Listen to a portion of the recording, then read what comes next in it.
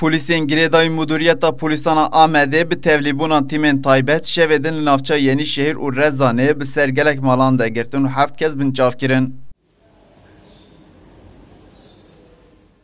Li gorî agahên ku hatin wergirtin, polîsan li taxa Korhat a navçeya Rezan û taxa Fîsqa a navçeya Yenîşehirê serdegirtin pêkanîn. Di serdegirtinên malan de ku gelek polîs tevlî bûn, di helîkopter û polîs jî di operasyonê de cihgirtin. Hatehî bûn ku polîsên deriyê hinek malan şikandin û li ber çavên zarokan çekdirêjî kesê hatin bi çavkirin kirin.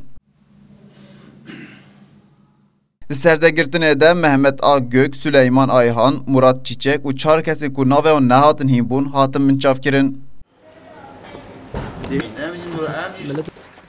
Hevserokê Rêxistina Partiya Herêmên Demokratîk a Amedê Zübeyde Zümrî diyar kir ku Murat Çiçek endamê wan yê ciwana û da zanîn ku di serdegirtinê de bêhiqûqî hatiye kirin. Şikandin yani tu tiş ser hev ne iştine ki malê da arama ki bu rengê hatiye kirine yani.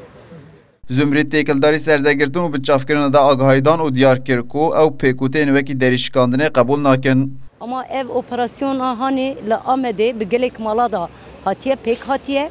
Divan malbata da malbatê herîşên operasyonê hatine kirine, gelek tahribat hatine çêkirine, dehinik ciya da derî hatine şikandine, hey jî ana berdewam dikin. Yani ana jî li Gundê Nû Yeniköy iskan evleri de herema bağlarê da Dinava malbatadanın yani ev herîşên ser mala kirine.